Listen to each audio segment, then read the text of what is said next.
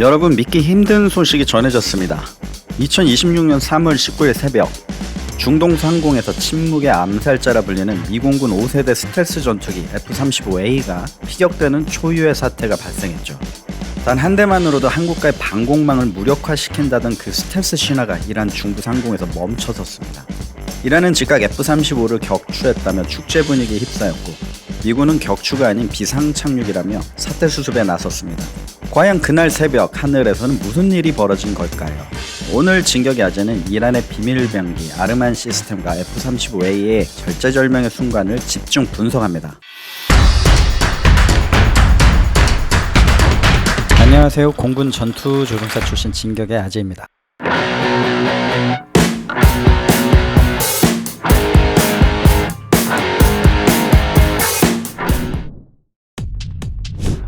창공을 가르던 전투기가 순식간에 격추됩니다. 2026년 3월 19일 이란 현지 시각 새벽 02시 50분 이란 중부 내륙 공역 아스파한 인근으로 추정되는데요. 이곳에서 임무 중이던 미공군 소속 F-35A 라이트닝2가 이란 방공망에 피격된 후 기체 손상을 입었으나 중동 내 미군 기지에 비상 착륙에 성공하였고 조종사는 무사했다는 소식이 전해졌습니다.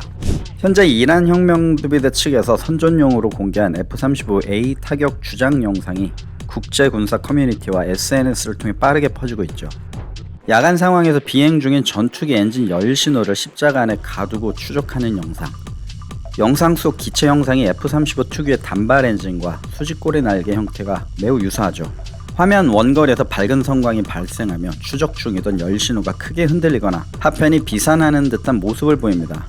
근데 보시면 알겠지만 영상 속 폭발은 기체에 직접 충돌한 것이 아니라 기체 인근에서 터지는 근접 신관 방식임이 확인되죠. 이는 미군이 발표한 기체가 파손되었으나 추락하지 않고 비상 착륙했다는 주장과 일치합니다. 또한 일부 분석가들은 영상 속 포드루킹 인프라 레드 화면이 과거 이란이 공개했던 훈련 영상과 흡사하다며 이번 사건의 실제 교전 장면과 과거 영상을 편집했을 가능성도 제기하고 있습니다. 보통 전투기가 격추되면 지상에 떨어진 잔해 사진이 올라오기 마련인데 이란 측은 아직 확정적인 기체 사진을 제시하지 못하고 있죠. 이번 사건은 미군이 추진 중인 에픽 퓨리 작전 중에 발생했는데요. 사건 당시 F-35A는 이란 방공망 깊숙이 침투하여 종심 타격 임무를 수행 중이었습니다. 조금 더 자세히 작전적으로 말하자면 이란 중심에 위치한 탄도미사일 비모아 작전 구역에서 이란 탄도미사일 작전 능력 무력화 가업 수행을 위해 F-35 스텔스 전투기 단독 임무를 수행 중이었던 것이죠. 여기서 비모아란 발레스틱 미슬 오퍼레이팅 에어리어의 약자로 직역하면 탄도미사일 작전 구역이 됩니다. 적 탄도미사일 발사대를 집중 배치하여 운용하는 특정 지역적 구역을 말하죠. 이란은 미군의 감시를 피하기 위해 탄도미사일 발사대를 동굴이나 복잡한 지형 속에 숨겨두었죠. 이 지역을 미군이 비무하라 하여 작전 공역화한 것입니다. 이곳은 국가 핵심 전략 자산이 모인 곳이기 때문에 이란이 가진 가장 최신형 방공무기인 아르만이나 바바르 373 등이 겹쳐있는 고위험 지역이라 할 수 있습니다. 도널드 트럼프 대통령을 비롯한 미 지도부가 이란의 방공망은 이미 무력화되었다고 공언한 직후에 발생한 사건이라 그 파장이 큽니다. 정리하자면 미공군 F-35A가 이란의 탄도미사일 능력 제거를 위해 이란 내부 깊숙이 있는 비모아 지역으로 들어갔다가 이란 방공망의 샘부시, 즉 지대공 미사일에 덫에 걸려 기습펀치를 허용한 상황이 된 것 같아요.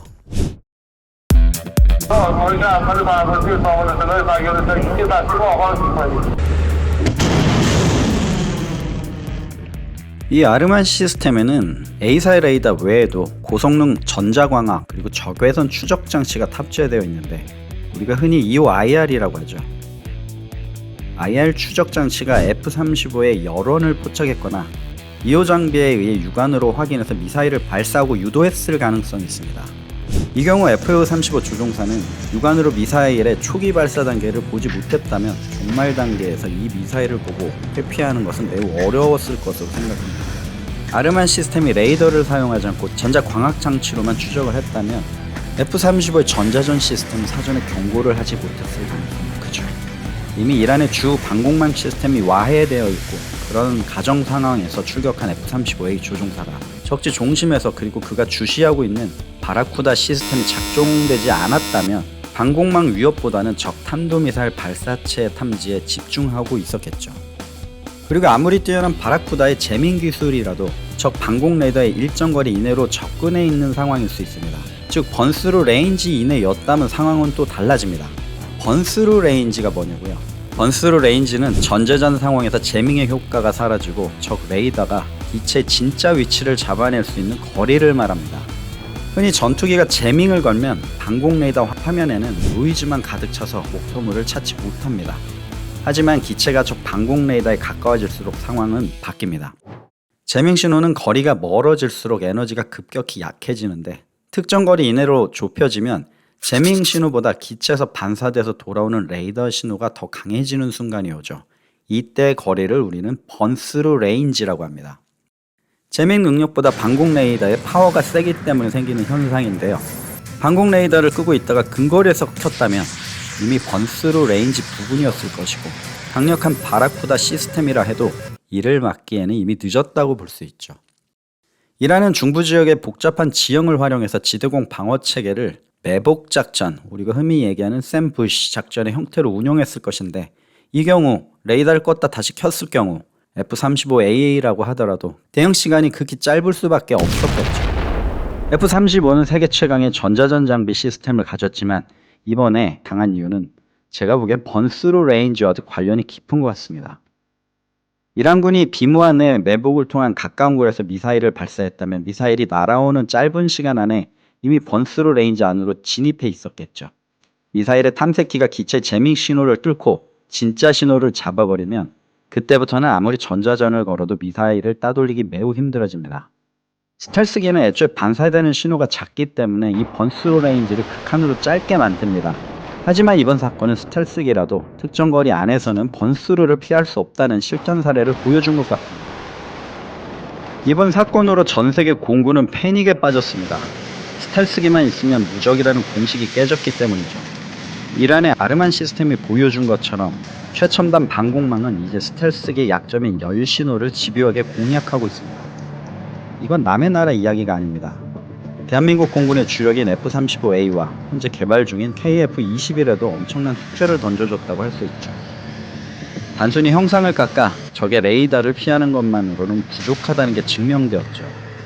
적의 패시브 탐지망을 기만할 수 있는 강력한 전자전 능력과 적외선 억제 기술이 얼마나 중요한지 보여주는 사례라고도 할 수 있습니다. 그리고 전자전기의 보호를 받지 않은 전투기 자체 전자전 시스템의 한계도 보여주었습니다. 여러분 어떻게 생각하시나요? 과연 스텔스기 시대는 저물고 있는 걸까요? 아니면 이란의 방공망이 예상보다 훨씬 더 진화한 걸까요? 미군은 이번에 피격된 기체를 분해하며 아르만의 주파수와 타격 데이터를 정밀하게 분석하고 있습니다. 조만간 이란의 창을 꺾을 더 강력한 방패를 들고 나오겠죠. 분명한 건 하늘의 패권을 쥐기 위한 창과 방패의 싸움이 새로운 국면에 접어들었다는 사실입니다.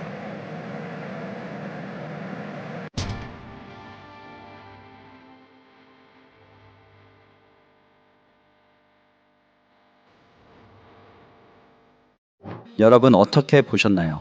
여러분의 의견을 댓글로 남겨주세요. 그리고 오늘 영상이 유익하셨다면 구독과 좋아요 부탁드립니다.